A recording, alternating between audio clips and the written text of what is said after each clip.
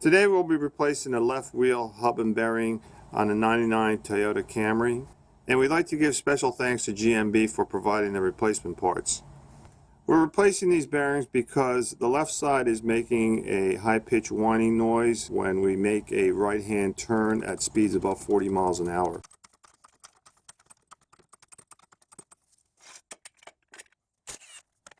We're going to detach the steering knuckle from the suspension strut so that we have enough room to pull the CV axle out of the wheel hub.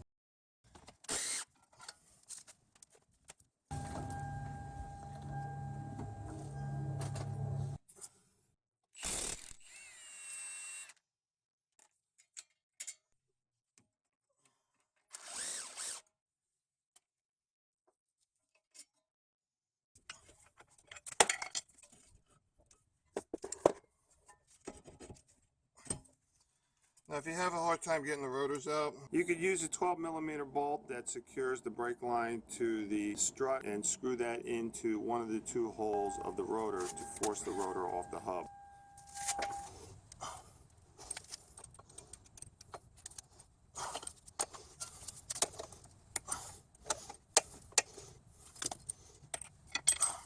Okay, that's a 30mm 6-point nut, so I'm going to take that off my impact socket. Okay, axle's loose. If the CV axle is stuck to the hub, what you want to use is a punch. So you just take the punch with a hammer and hammer it this way and just get it loose.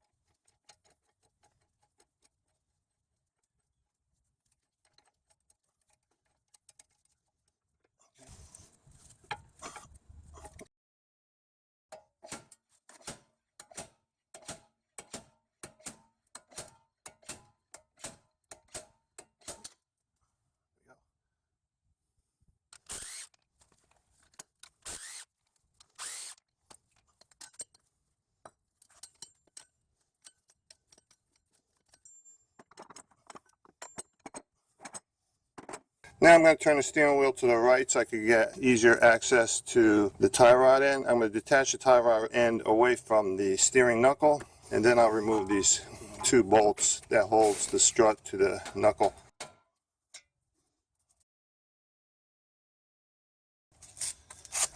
Take this.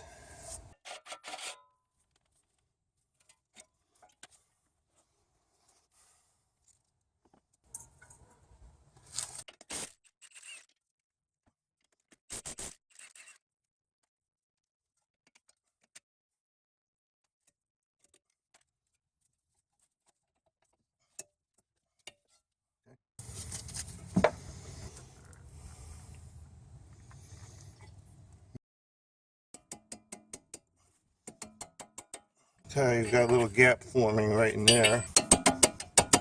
It's just about out. There it is.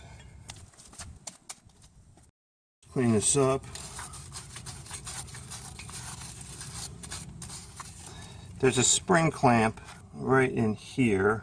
I'm going to use my heavy-duty clip removal tool.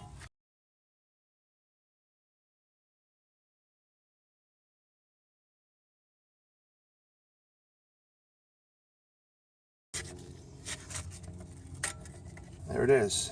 So this tool, grab the edges like this. Now that clip has been removed, we push the bearing from the outside in out of the steering knuckle. So we got to find the right size bushing to accommodate removing this bearing out. Let's see, this one seems a little too small.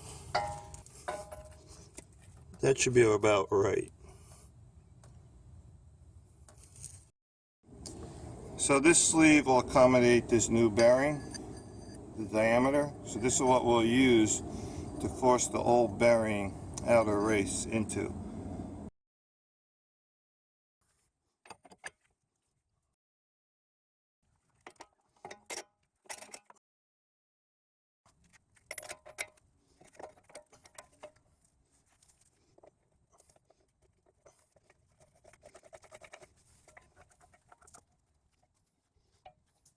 This is a 27 millimeter bolt head, and the forcing screw here is 32 millimeter, and this impact driver produces up to 1,400 foot-pounds of torque, so don't attempt to do this unless you have an impact tool with a lot of torque. I'm not going to provide continuous torque, I'm going to provide intermittent torque and then see how much the bearing's moving.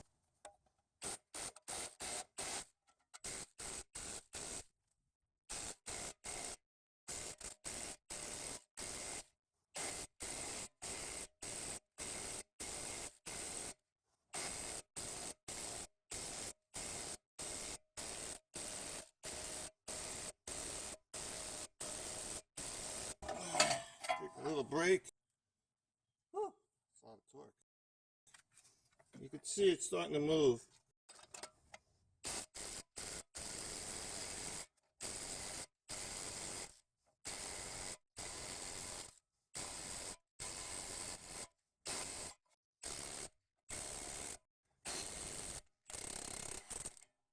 Alright, we're done here.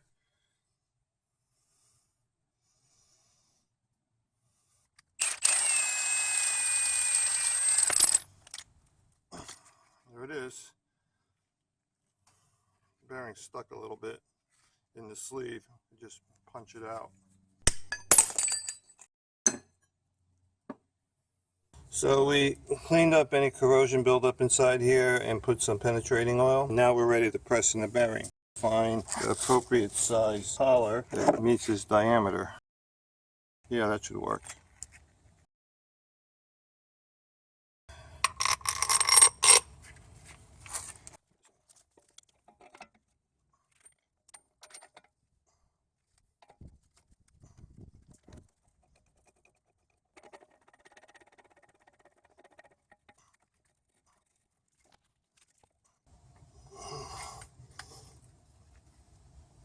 Okay.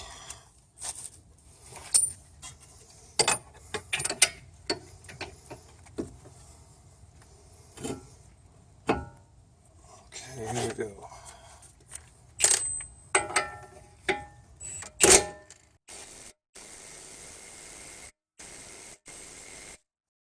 Sometimes if you hammer it, it sort of helps it along if it's a little cockeyed going in.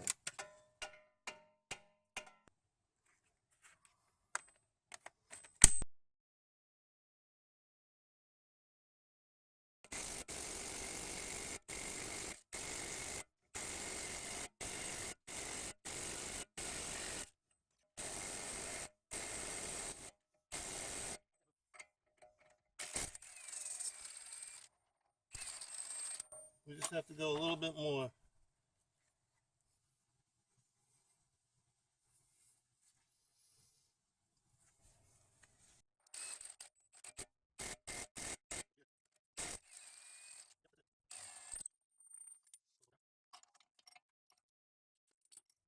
So we can't push the hub all the way through, but we'll get it started and complete the pressing of the hub with the CV axle attached. So we put this back on.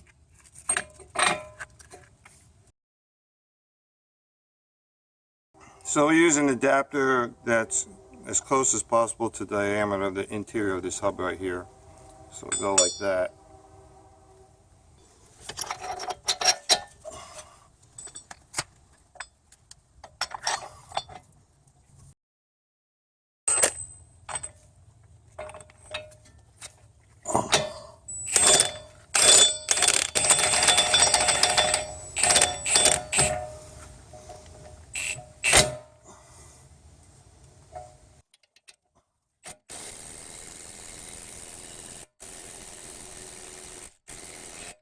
Okay, and that bottomed out on the adapter in the rear.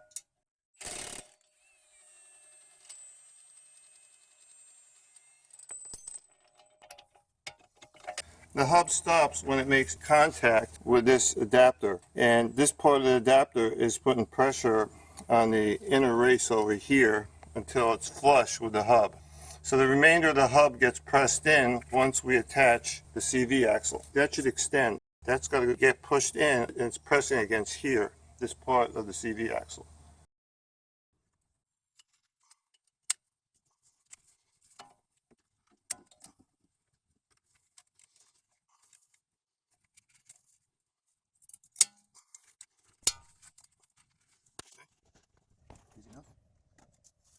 Now we'll install the dust shield and use this adapter to do it.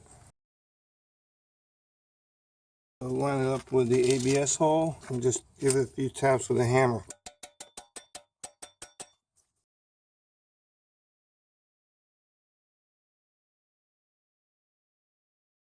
Now I'll put the CV axle back in.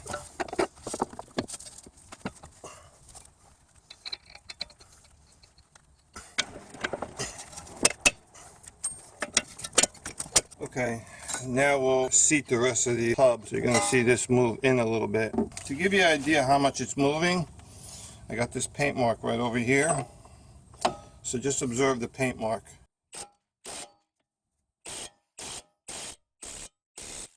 Okay, that's it. It stopped moving. Torque the CV axle nut to 180 foot-pounds.